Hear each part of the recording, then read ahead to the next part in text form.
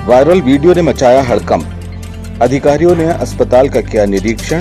सांसद ने पीड़ित बच्ची से की बात।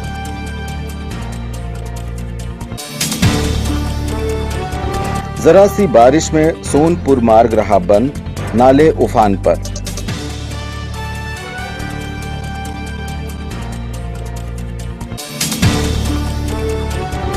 छिंदवाड़ा बस ऑपरेटर एसोसिएशन ने प्रशासन को सौंपा सीएम के नाम ज्ञापन।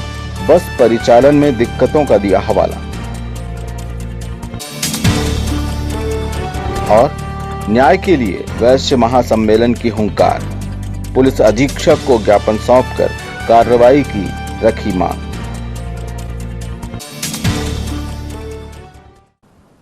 नमस्कार, स्वागत है आपका सिटी हलचल में और अब तक की तमाम खबरों के साथ मैं कोशिमा। और आइए अब देखते हैं खबरें विस्तार से। जिला अस्पताल में कोरोना संक्रमित मरीजों के साथ घोर लापरवाही का मामला यहां भर्ती एक युवती ने वीडियो के जरिए उजागर किया, तो वीडियो वायरल होते ही अस्पताल प्रबंधन और अधिकारी सन्न रह गए। कलेक्टर सौरभ सुमन ने मामले की गंभीरता को देखते हुए आज स्वयं जिला अस्पताल पहुंचकर निरीक्षण किया। जनप्रतिनिधियों की लाख कोशिशों के बावजूद जिला अस्पताल में लापरवाहियों के चलते गरीब लाचार मरीजों का बुरा हाल है। खासकर कोविड-19 को लेकर पिछले दिनों में 2-3 वीडियो वायरल हो चुके हैं। कभी भोजन में इल्ली का किस्सा था, तो कभी समय पर इलाज न मिल पाने से मौत का वीडियो। कलेक्टर सौरभ सुमन के संज्ञान में मामला आया तो उन्होंने फौरन जिला अस्पताल का निरीक्षण कर जिम्मेदार महकमे को सख्त हिदायतें दी। निरीक्षण के दौरान एसडीएम अतुल सिंह, तहसीलदार महेश अग्रवाल और सिम्स के डीन जीबी राम टेके भी साथ थे। स्पीकर लगे हुए हैं, यहाँ से कोई म्यूजिक या गाना हम चलाएंगे तो स्पीकर में पूरे वार्ड में सुनाई देंगे। इससे कमांड देके हम कोई बात बोलेंगे तो वहाँ पूरे वार्ड में सभी मरीजों को भी सुनाई देगा। ठीक है ना। यहाँ से हम ये हमारा इंटरकॉम के नंबर है, इन नंबरों पे हम लगाएंगे तो हमारी उस वार्ड में सीधे बात हो जाएगी। तो ये आईसीयू है, ये आईसीयू का नर्सिंग स्टेशन है, इसके अंदर आईसीयू वार्ड है। ये हमारे ड्यूटी डॉक्टर वगैरह है, नर्सेज हैं, लोग काम कर रहे हैं। कोई दूसरा भी फ्लोर दिखा दो, कोई भी फ्लोर दिखा दो जिसमें मरीज दिखे। हाँ, ये वाला दिखा दो। ये सब मरीज है।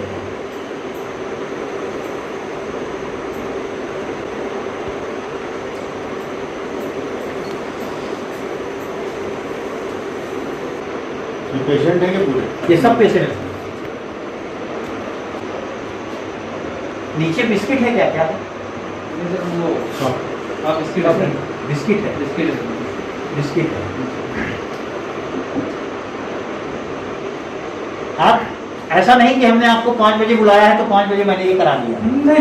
अचानक किसी दिन आप मुझे फोन करना कि सर जरा 5 मिनट में आइए, मुझे दिखाइए, मैं दिखा दूंगा। मैं ये नहीं कह रहा हूँ कि कमियां नहीं है, कमियां रहेंगी। जब काम होता है, भीड़ रहती है, इतने पेशेंट रहते हैं, हॉस्पिटल है, कमियां रहेंगी, लेकिन उसको सुधार के प्रयास भी हम लोग लगातार करते रहे हैं।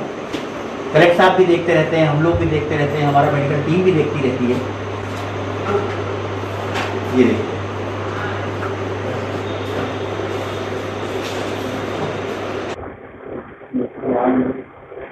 मरीज है तो खड़ा है, मरीज है।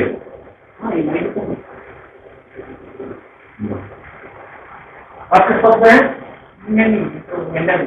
अरे वेंडर है। क्या आप कहना चाहते हैं?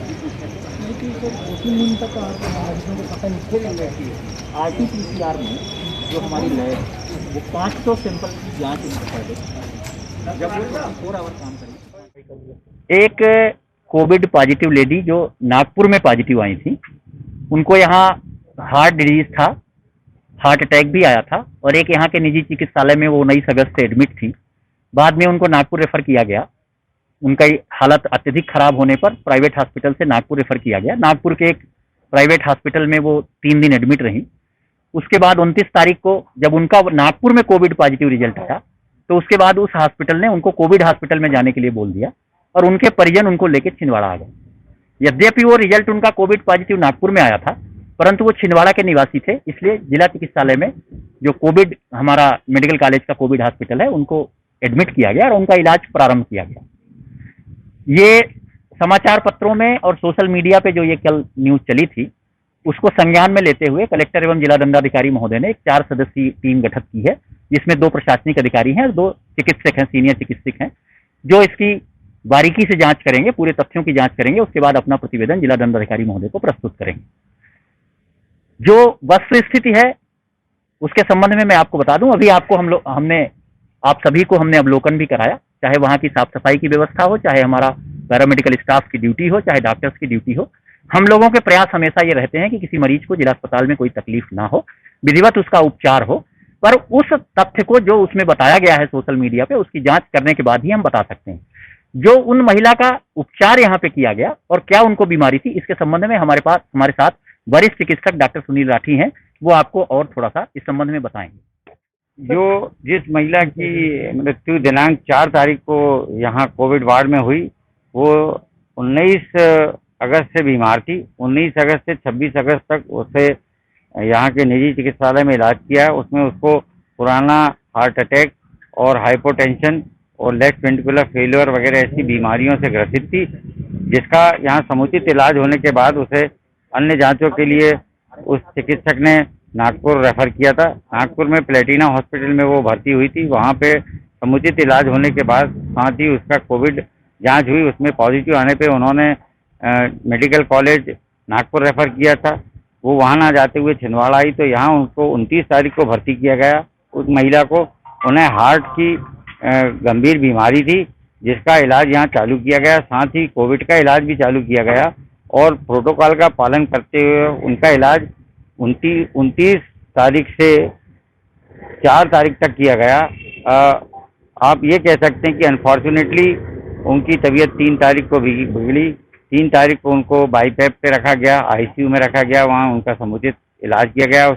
इसके बावजूद कि उनका SpO2 काफ़ी कम आ रहा था, इलाज लगातार जारी रहा, लेकिन वो इलाज कारगर नहीं हुआ, क्योंकि उन्हें हार्ट की भी कोमॉर्बिडिटी थी। और वो जो सोशल मीडिया में है कि उन्होंने 3 तारीख की रात को पानी मांगा और पानी ना मिलने से वो तड़प के वहीं मर गई। वो एक्चुअली उनकी जो डेथ है वो करीब दूसरे दिन 12 बजे के आसपास हुई। और जो भी शिकायत है वो जैसा कि अभी तुलसी साहब ने कहा, वो मैं बता, वो जो है वो जांच का बिंदु है, वो जांच रिपोर्ट आने के बाद होगा। बाकी चिकित्सकीय लापरवाही का कोई इसमें ऐसा डॉक्यूमेंट्स में तो नहीं दिखता। बाकी जो भी जांच होगी उसमें और आगे का पता लगेगा। ऐसे कोविड-19 के जो डेथ होती हैं उसमें इन नॉर्मल सर्कमस्टांसेस जो है वो पोस्टमार्टम को नहीं किया जाता है, क्योंकि उससे संक्रमण फैलने का खतरा रहता है। अत्यधिक आवश्यक हो तो ही पोस्टमार्टम किया जाता है, उसमें भी बहुत अधिक प्रिकॉशन लेकर विजुअल पोस्टमार्टम करते हैं, ताकि जो पोस्टमार्टम करते समय जो काट पीट करते हैं उससे जो कीटाणु है वो किसी जो भी पोस्टमार्टम करने वाला है उसको संक्रमित कर सकता है उछलने से। लेकिन सर फिर इसमें जो आरोप लगे हैं तो उसकी सच्चाई कैसे पता चलेगी? नहीं, वो तो जांच का बिंदु है। जो जांच कमेटी है वो उनकी सच्चाई पता करेगी, बताएगी क्या आरोप है और उसमें कितनी सच्चाई है और क्या हुआ चलेगा कि उनकी पानी की कमी के कारण या वो उनका जो भी केस रिकॉर्ड है उसमें सभी चीजें लिखी जाती है। जो भी लिखा होगा उसको देख के पता करेंगे कि क्या है। उनके चिकित्सकों के बयान, उनके सिस्टर जो है उनके बयान और जो भी है वो लेंगे। सर जिस वार्ड में उनकी माँ भर्ती थी वहाँ पे कैमरा वगैरह तो लगे होंगे सर, पता तो चल जाएगा उससे। और उस बारे में मैं कोई ऑफिशियल, हाँ, बाकी जो भी है वो जो भी तथ्य है वो जांच होगी। कैमरे तो लगे हैं। बाकी पानी देने और नहीं देने से जान जाने का कोई लेना देना नहीं। ये मेरा ओपिनियन इसलिए है कि 2 घूंट 4 घूंट पानी हो, उस समय वो वेंटिलेटर या जो बाईपैप मशीन थी उस पर थी, उसमें पानी यूजुअली देते नहीं है, क्योंकि पानी जो है सांस नली में जाने का खतरा रहता है। जैसे बच्चों को भी नहीं देते। अगर कोई ऐसे मैकेनिकल डिवाइस पे अगर कोई है या किसी को कोई ब्लड चलता है तो इसलिए हाँ, वो mechanical BiPAP is mechanical device, सांस देने की। हाँ, ऑक्सीजन नहीं और उससे ऊपर है ऑक्सीजन, फिर high flow oxygen, nasal oxygen, फिर उसके बाद बाईपैप, उसके बाद मैकेनिकल वेंटिलेटर। ऐसे 4 इसके स्टेजेस हैं। तो जैसे बच्चों को भी जैसे कोई हम लोग ऑक्सीजन पे रखते हैं उसको हुड वगैरह में, तो उनको हम लोग दूध वगैरह नहीं देते, क्योंकि वो फेफड़े में जाने का खतरा रहता है। ऐसे बुजुर्गों में भी ये दिक्कत है, वो अगर उल्टी वगैरह कर दें तो वापस फेफड़े में चली जाएगी, तो ज़्यादा खतरा रहता है। उसको एस्पिरेशन बोलते हैं। ऐसी अभी एक डेथ हो चुकी है। वो ऐसी डेथ हम लोग महीने में 1-2 बार देख भी लेते हैं। कलेक्टर सौरभ सुमन के निर्देश पर अब जिला अस्पताल में कोविड हेल्प डेस्क प्रारंभ की जा रही है। एसडीएम अतुल सिंह ने बताया कि हेल्प डेस्क में 24 घंटे 2-2 के क्रम से कर्मचारी तैनात रहेंगे। मरीजों के परिजनों के लिए एक मांग उठ रही थी, तो उसके लिए शासन क्या कर रहा है? शासन के इस संबंध में ये निर्देश आए हैं कि जो कोविड पॉजिटिव पेशेंट एडमिट रहते हैं चिकित्सालयों में, उनके परिजनों से उनके बातचीत वीडियो कॉलिंग के माध्यम से कराने की व्यवस्था की जाए। साथ ही एक ऐसा प्लेटफॉर्म दिया जाए कि जिससे अगर किसी मरीज को कोई इलाज में संबंधित तकलीफ है या कोई परिजन उसके संबंध में कोई बात करना चाहते हैं तो उसकी व्यवस्था की जाए। इसी के तहत कलेक्टर महोदय के निर्देश पे जिला चिकित्सालय में एक हम हेल्प डेस्क तैयार कर रहे हैं, जिसमें 24 आवर 2 कर्मचारियों की ड्यूटी होगी। वहाँ हम सारे जो हमारे ड्यूटी डॉक्टर हैं, ड्यूटी नर्सेज हैं, उनके सबके नंबर होंगे। कोविड पॉजिटिव पेशेंट की सूची होगी। समय समय पे हमारा हेल्प डेस्क पॉजिटिव पेशेंट से बातचीत भी करेगा कि आपको कहीं कोई इलाज में कोई तकलीफ तो नहीं हो रही, साफ़ सफाई की व्यवस्था ठीक है कि नहीं, भोजन की व्यवस्था ठीक है कि नहीं। हम लोग भी वहाँ बैठ के लगातार इसका रेंडमली परीक्षण करते रहेंगे। इसके साथ ही अगर कोई परिजन आते हैं तो हम यहाँ से उनके जो घर के लोग कोविड पॉजिटिव होकर एडमिट हैं उनसे बातचीत कराने की भी व्यवस्था हम लोग वहाँ से उस हेल्प डेस्क से करेंगे। एक हम कार्ड बना के सभी बेड पे लगाने जा रहे हैं, जिसमें हर मरीज के पास हेल्पलाइन नंबर होंगे कि आपको खाने से संबंधित कोई दिक्कत है तो इन 2-3 नंबरों पे बात कर लीजिए, मेडिसिन से संबंधित कोई दिक्कत है तो इन 2 नंबरों पे बात कर लीजिए, साफ़ सफाई से कोई दिक्कत है तो इन नंबरों पे बात कर लीजिए। ऐसे नंबर ही हम हर कोविड पेशेंट के बेड पे रखने जा रहे हैं, जिससे कोई उनको सुविधा हो सके और उनके इलाज हम और बेहतर तरीके से कर सकें। और उनके परिजनों के मन में जो ये रहता है कि हमारे जो घर के सदस्य हैं जो यहाँ एडमिट हैं उनका इलाज सही तरीके से हो रहा है कि नहीं हो रहा है, वो जान सकें कि उनका इलाज किस तरीके से चल रहा है। जिला अस्पताल के कोविड वार्ड में भर्ती महिला पुलिस कर्मी की व्यथा सुनकर जिले के सांसद नकुलनाथ ने दूरभाष पर पीड़िता से बात की और ढांढस बंधाते हुए हर संभव मदद के लिए आश्वस्त किया। हेलो हेलो, जी सर, नमस्कार। नमस्कार रचना, नकुलनाथ बोल रहा हूँ। जी सर, जी सर।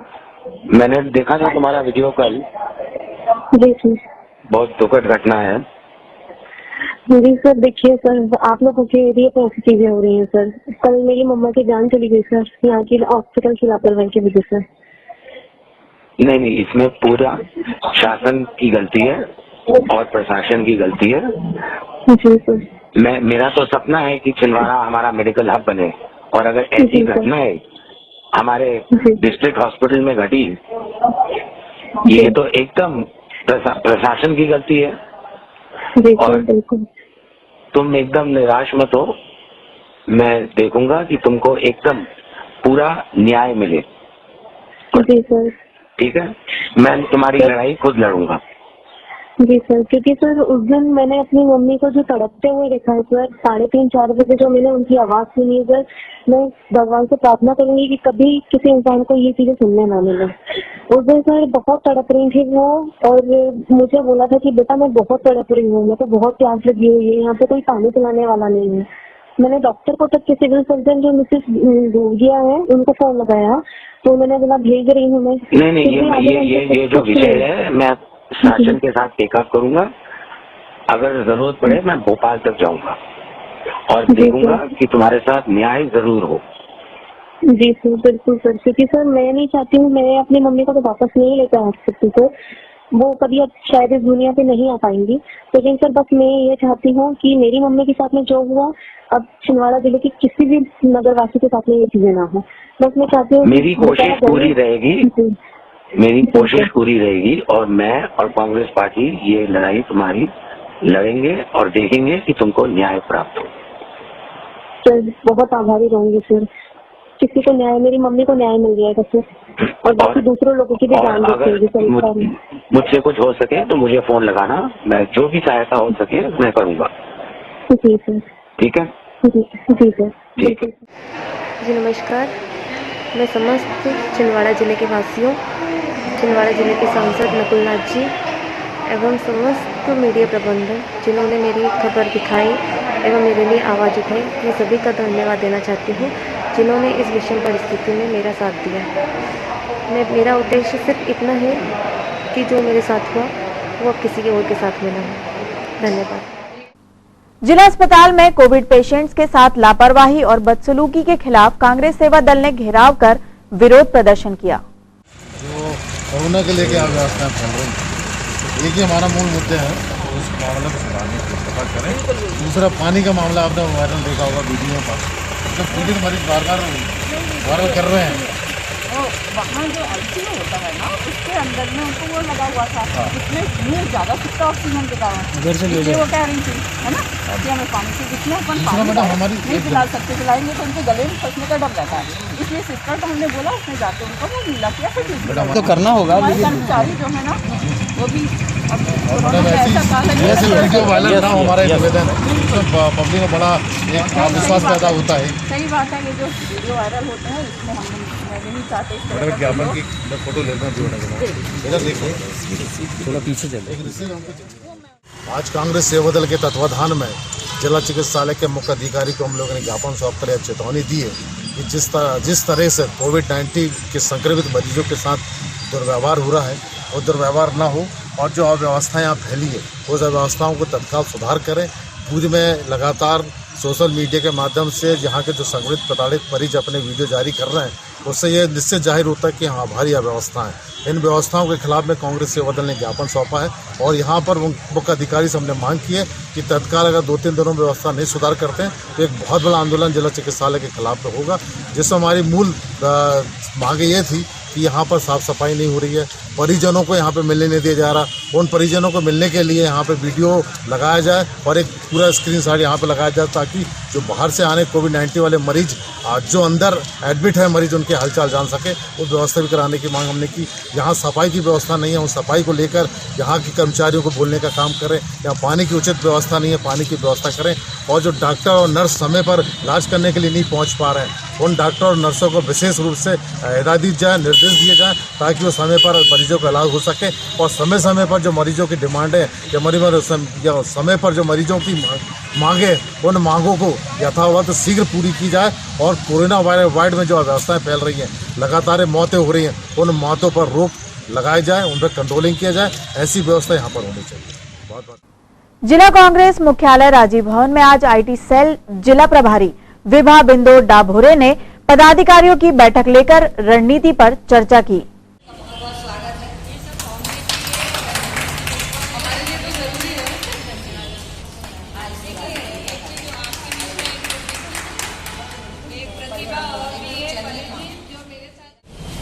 कि हमारे बीच की लेडी पहले से तो एक्टिव है आईटी सेल में, लेकिन आज गौरव की बात यह है कि आज दो आईटी सेल के प्रभारी हमारे बीच में उपस्थित है। तो परी मैडम का स्वागत जोरदार तालियों से। और आज मैं चाहूँगी कि मैं खुद परी मैडम का स्वागत करूँ क्योंकि उन्हें 27 विधानसभा की जवाबदारी मिली है।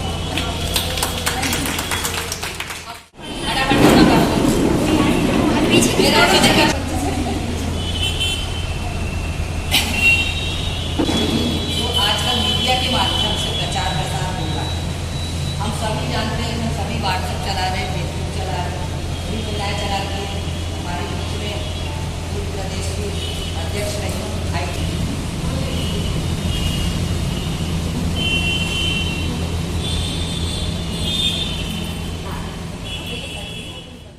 27 विधानसभा के जो उपचुनाव जनता के ऊपर थोपे गए हैं, उसके लिए पूरे मध्य प्रदेश कांग्रेस की अच्छी तैयारी है, जिसमें आईटी सेल की महत्वपूर्ण भूमिका रहेगी। आप सभी को पता है कि कोरोना काल चल रहा है, हम लोग ज़्यादा भीड़ इकट्ठा कर नहीं सकते, ज़्यादा भीड़ के माध्यम से अपनी बात जनता तक पहुंचा नहीं सकते। इसके लिए एक सशक्त माध्यम आईटी सेल और मोबाइल फ़ोन, जो हमारे हर कार्यकर्ता मोबाइल फ़ोन के माध्यम से इन जयचंदों को सबक सिखाएगा, इन गद्दारों को सबक सिखाएगा और इसी के माध्यम से काम करना है। इसी के लिए महिला पदाधिकारी जो यहाँ छिंदवाड़ा में जितने भी लोग व्हाट्सएप फेसबुक यूज़ करते हैं या सोशल मीडिया पे है, उनकी मीटिंग की है।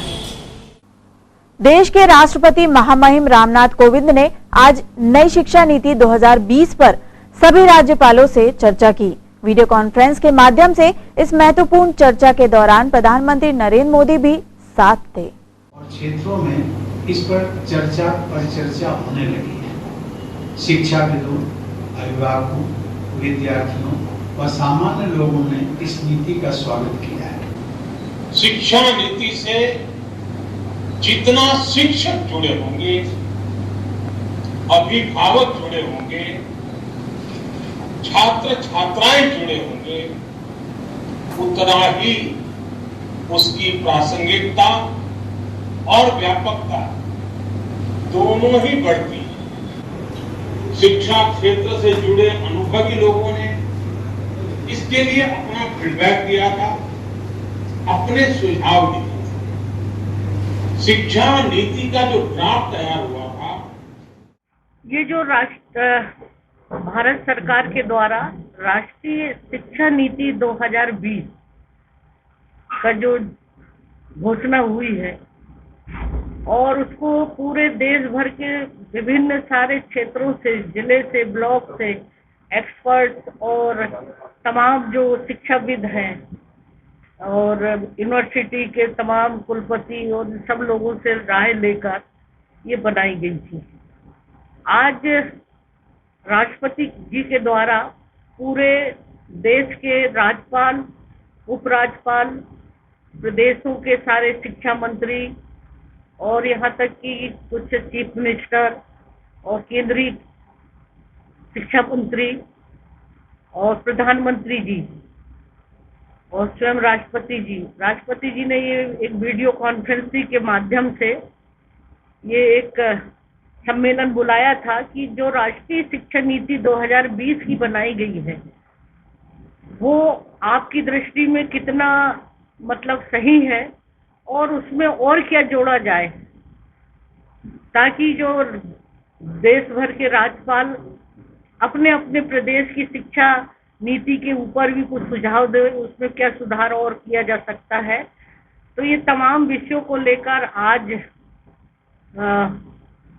राष्ट्रपति जी के द्वारा भी उद्बोधन हुआ और प्रधानमंत्री जी ने भी उद्बोधन दिया और हम पूरे देश के हर राज्यपाल को 3-3 मिनट का समय दिया गया था, सभी को 3 मिनट का, चीफ मिनिस्टर लेकर मंत्री तक, शिक्षा मंत्री तक। तो इसी तरह का मेरा छत्तीसगढ़ के संदर्भ में, हालांकि मैंने यही कहा था कि जो शिक्षा नीति है जो मतलब शिक्षा के मानकों को स्थापित करने वाली है, जिसके समस्त प्रावधान शिक्षा में गुणवत्ता, स्वायत्ता एवं छात्रों को बेहतर विकल्प प्रदान करते हैं। प्रस्तावित शिक्षा नीति विद्यार्थियों को गुणवत्तापूर्ण एवं रोजगार उन्मुख शिक्षा प्रदान करने तथा भारत को वैश्विक महाशक्ति तथा आत्मनिर्भर भारत बनाने में सहायक होगी। ये मैंने प्रधानमंत्री जी को भी इस बात के लिए धन्यवाद दिया कि जो नई शिक्षा नीति से बौद्धिक स्तर एवं व्यवहार में भारतीय संस्कृति का समावेश होगा, जिससे माननीय श्री नरेंद्र मोदी जी जो प्रधानमंत्री का संकल्प है आत्मनिर्भर भारत बनाने का मार्ग प्रशस्त होगा। ये जो शिक्षा है उससे इसमें बहुत सारी चीजें रखी गई है, जैसे कि इस शिक्षा नीति में स्कूली बच्चों को बोर्ड परीक्षा के तनाव को कम करने का उपाय किया गया। कक्षा 6वीं से ही विद्यार्थी को व्यावसायिक कौशल शिक्षा प्रदान कर इंटर्नशिप कराने से बच्चे शिक्षा के प्रति प्रेरित एवं जागरूक होंगे। अभी तक शिक्षा नीति में क्या होता था, व्यावसायिक कौशल शिक्षा का कोई प्रावधान नहीं होता था। अब ये प्राइमरी से ही, 6वीं से ही ये इस तरह की व्यवस्था की जा रही है ताकि जो बच्चे हैं वो विभिन्न प्रकार के जो स्थानीय स्तर पर और उनकी अपनी भाषा का भी इसमें प्रावधान किया गया है। जैसे हमारे यहाँ हिंदी भाषा है, कई जगह तमिल है, अलग अलग प्रदेशों की अलग अलग लैंग्वेज है, तो उस भाषा से ही जो प्राइमरी तक शिक्षा दी जाएगी। तो ये संदर्भ में बहुत सारे ऐसे तो वो बनाए गए, प्रावधान किए गए हैं। तो ये एक अपने आप में ये जो शिक्षा नीति है बहुत ही मतलब आत्मनिर्भर बनाने के लिए है विद्यार्थियों को, कि ताकि वो शिक्षा लेकर केवल किताबी ज्ञान ही नहीं, उसको रोजगार उन्मुख से भी जोड़ा गया है ताकि वो जीवन में जाकर कोई ना कोई व्यवसाय या रोजगार से भी उसको उसका फायदा हो। अन्याय के विरुद्ध आवाज उठाते हुए वैश्य महासम्मेलन छिंदवाड़ा इकाई ने पुलिस अधीक्षक को ज्ञापन सौंपकर अपनी शंका से अवगत कराया और निष्पक्ष जांच के लिए अपनी मांग रखी। उसके ऊपर दहेज प्रताड़ना का मामला षड्यंत्र पूर्वक बनवा दिया गया उसके ऊपर। वो हम लोग उसको बरसों से जानते हैं, उस पूरे परिवार को जानते हैं। हाँ, और हमारी इसमें मांग उसमें ये है, चूंकि दहेज प्रताड़ना के मामले के पहले परिवार परामर्श केंद्र में मामला जाना चाहिए, वहां नहीं गया। परिवार में पति पत्नी के बीच में विवाद होना कोई नई बात नहीं है, कई बार हो जाती है। परिवार के विवाद के बीच में सीधे पुलिस को लेके बिना वारंट के घर में पहुंच जाना, समाज में बेइज्जत करना, ये एक अच्छी चीज नहीं है। और यदि वो पुलिस अधीक्षक के कार्यालय में है तो इसका मतलब ये नहीं है कि उसको पूरे अधिकार प्राप्त हो गए कि वो कुछ भी करेगा। शनिचरा बाजार में एक सामान्य नागरिक अंकुर शाह आऊ है, वो गुपचुप का ठेला लगाकर अपना व्यापार व्यवसाय करता है। उसका किसी बात को लेकर पत्नी से विवाद हो गया था। चूँकि उसके ससुर साहब जो हैं शेषराव जी सोनी, वो पुलिस अधीक्षक कार्यालय में हैं, इसलिए मात्र वो लड़की ने फ़ोन कर दी अपने पिताजी को, तो वो पिताजी बिना किसी एफआईआर के, बिना किसी वारंट के, बिना किसी चीज़ के 4 पुलिस वालों को लेकर उसके घर में पहुंच गए, जिसकी वजह से उसकी माँ की तबीयत और ज़्यादा ख़राब हो गई। वैसी ख़राब थी और ख़राब हो गई। और उसके पश्चात मेरी चर्चा हुई कि भाई ये इस तरीके से गए हैं और बात ऐसी नहीं है, परिवार का मामला परिवार के बीच में बैठ के निपट जाएगा, ऐसी कोई बात है नहीं है। एडिशनल एसपी साहब ने मुझे आश्वासन दिया कि हम इसको पहले दिखवा लेते हैं क्या है। परंतु उसके बाद चूँकि वो पुलिस अधीक्षक कार्यालय में कार्यरत है शेषराव जी सोनी, उन्होंने जबरदस्ती 4 लोगों पर, जिनका दूर दूर तक कोई लेना देना नहीं, दहेज प्रताड़ना का 498 के लिए एफआईआर दर्ज करा दिए। अब उसका ठेला वैसे नहीं चल रहा, परेशान है। वकील के पास गया तो एक एक व्यक्ति की जमानत का 5-5 हज़ार रुपये मांग रहा, वो बेचारा परेशान हो गया। तो हम उस बात को लेकर ज्ञापन देने के लिए आज हम सब यहाँ आए थे कि जब तक इस मामले की जांच नहीं होती, किसी किस्म की कोई गिरफ्तारी नहीं होना चाहिए। और चूँकि शेषराव जी सोनी यहाँ पर पदस्थ हैं, उनको यहाँ से जब तक हटाया नहीं जाएगा तब तक निष्पक्ष जांच नहीं हो सकती। इस बात का ज्ञापन देने के लिए वैश्य महासम्मेलन के सदस्य और पदाधिकारी यहाँ आए थे। सोनपुर पहुंच मार्ग आज काफी देर तक बाधित रहा। दरअसल इस मार्ग में 3 छोटे रपटों वाले नाले हैं जो जरा सी बारिश में यातायात अवरुद्ध कर देते हैं।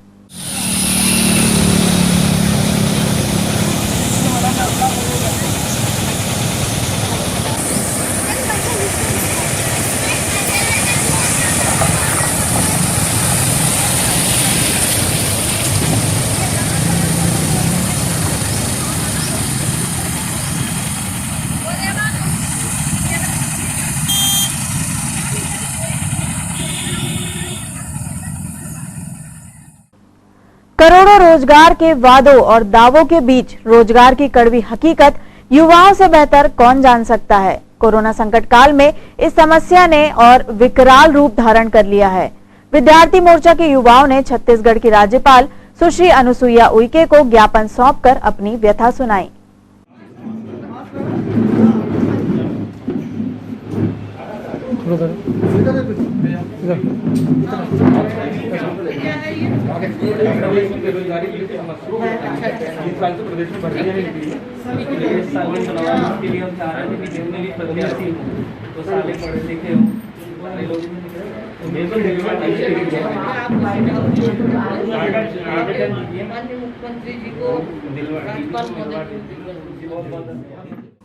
मध्य प्रदेश बस संचालक एसोसिएशन ने मौजूदा हालातों में उत्पन्न समस्याओं का हवाला देते हुए अपनी मांगे दोहराई है।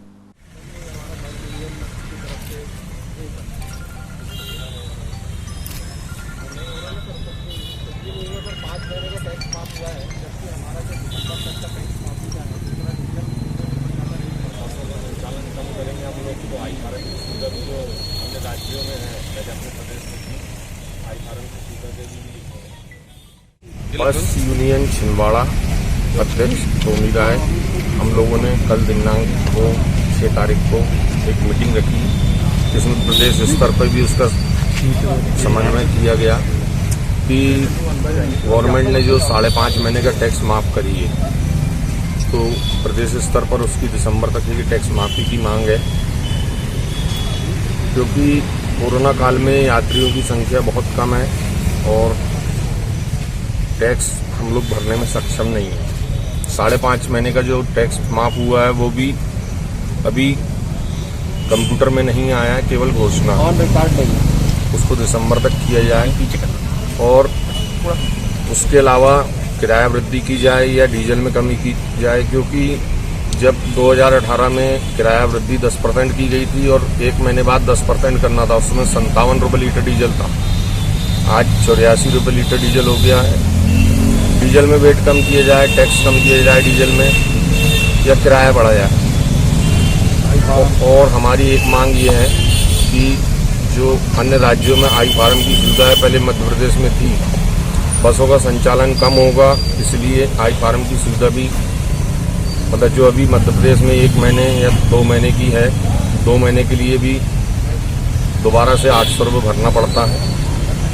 उसको समाप्त करके एक बार आई फार्म पे जो प्रतिबंध है वो हटाया जाए। उसके अलावा हमारे जो ड्राइवर कंडक्टर हैं, उन लोगों का अलग एक यूनियन बन के काम पे आने के लिए मनाही है, उनके लिए भी प्रशासन कोई सहायता करे। ये सब चीज़ें होने के बाद ही बसों का संचालन संभव है। प्रदेश में, पूरे प्रदेश में अभी बंद है, केवल घोषणा हुई है, टैक्स माफ नहीं है। कोरोना संकट काल में टोटल लॉकडाउन के दौरान सार्वजनिक यातायात पूरी तरह बंद हुआ और बसों के थमे पहिए अब तक जाम ही हैं। बसों के मालिक परेशान हैं तो सोचिए चालक परिचालकों का क्या हाल होगा। चालक परिचालक संघ ने भी प्रशासन को ज्ञापन सौंपकर अपनी मांगे दोहराई है। 6 महीने हो गए हम लोग बहुत परेशान, ड्राइवर कंडक्टर हेल्पर किसी प्रकार की कोई मदद नहीं मिली, न शासन प्रशासन से और ना ही किसी यानी कि प्राइवेट मोटर मालिकों से। हमारे चालक परिचालक जो कल्याण संघ है, उसके कर्मचारियों की समस्याएं अत्यंत दयनीय है। 25/3/2020 से बस मालिकों द्वारा एवं शासन द्वारा बार बार आवेदन निवेदन करने के पश्चात भी किसी प्रकार की कोई सहायता उपलब्ध नहीं कराई गई है। हमारे चालक परिचालक का जो हक है, उसके तहत भी बस मालिकों द्वारा भुगतान नहीं किया जा रहा है। 25/3/2020 से लॉकडाउन होने के पश्चात बसों का संचालन भी व्यस्त है। बसों के संचालन के कारण जो हमको निर्वाह भत्ता मोटर मालिक द्वारा दिया जाना चाहिए, वो निर्वाह भत्ता भी नहीं दिया जा रहा है और ना ही हमारे मांगों पर शासन ध्यान दे रही है। ऐसी स्थिति में अगर शासन और बस मालिक मिलकर हमारी समस्याओं का निदान नहीं करते तो मजबूर होकर हमको आंदोलन की राह पकड़ना पड़ेगा, जिसकी संपूर्ण जवाबदारी बस मालिकों एवं राज्य शासन जिला प्रशासन की होगी। जिला अस्पताल में लापरवाही और बदइंतजामी की पोल खोलता वीडियो वायरल हुआ तो लोगों में आक्रोश बढ़ा है। ओबीसी महासभा ने भी ज्ञापन सौंपकर व्यवस्थाएं सुधारने की मांग की है। अभी तो ये लड़ाई है, आगे और लड़ाई है, हमारी मांगे पूरी करो। जिला अस्पताल प्रबंधन, जिला अस्पताल प्रबंधन, हमारी मांगे पूरी करो। वीडियो वायरल हो रहा है सोशल मीडिया के माध्यम से, जिससे कि बताया जा रहा है कि कोरोना के जो पॉजिटिव लोग हैं मरीज, उनका सही तरीके से ट्रीटमेंट नहीं हो पा रहा है। और ना ही आज अखिल भारतीय ओबीसी युवा मोर्चा के तत्वाधान में जिला कलेक्टर पर पहुंचकर हम सब ने ज्ञापन दिया। जैसे कि आप सबको ज्ञात है, सोशल मीडिया के माध्यम से, अखबारों के माध्यम से दिन प्रतिदिन देखने को आ रहा है कि कोरोना जैसे इस महाबीमारी में हमारे जिला अस्पताल में ठीक तरीके से इलाज नहीं हो रहा है। वहाँ पे आए दिन कुछ ना कुछ समस्या आ जा रही है। अभी परसों के दिन एक वीडियो वायरल हुआ जिसपे कि बताया गया कि उस महिला को पानी ना मिलने के कारण नर्स की बड़ी लापरवाही थी और डॉक्टरों की बड़ी लापरवाही थी। वहाँ पे गोगिया मैडम को भी फ़ोन लगाया गया, उन्होंने भी उस बात को ध्यान नहीं दिया, उनको पानी ना मिलने के कारण उनका देहांत हो गया।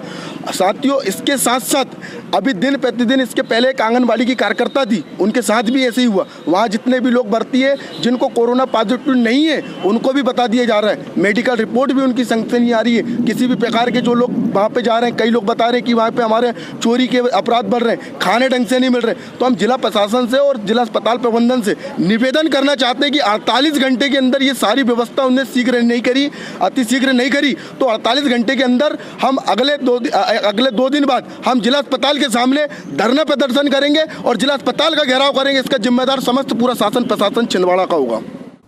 सीवर लाइन के काम ने पूरे शहर की सड़कों की शक्ल ही बिगाड़ डाली है। ऐसा लगता है जैसे हर सड़क की बाईपास सर्जरी हुई है।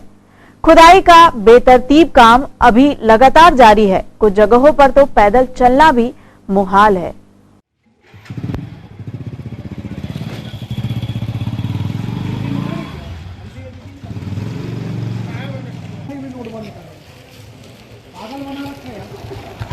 भैया नहीं करेंगे तो आप उसके निकल जाते, लेकिन ज्यादा हो जाता आदमी।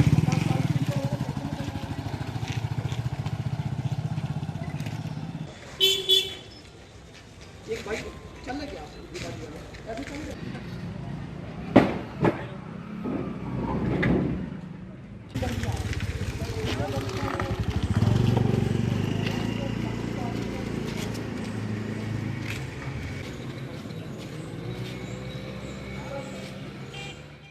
और आइए अब इन खबरों को समेटते हैं एक नजर में और देखते हैं आज की सुर्खियां।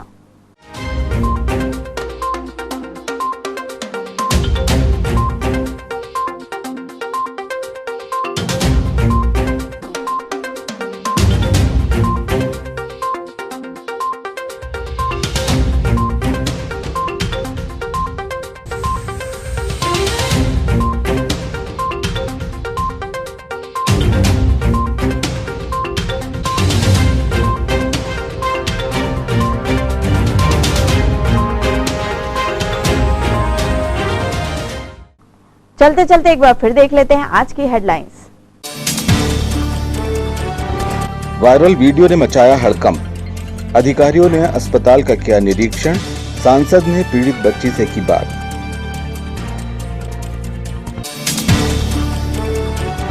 जरा सी बारिश में सोनपुर मार्ग रहा बंद, नाले उफान पर।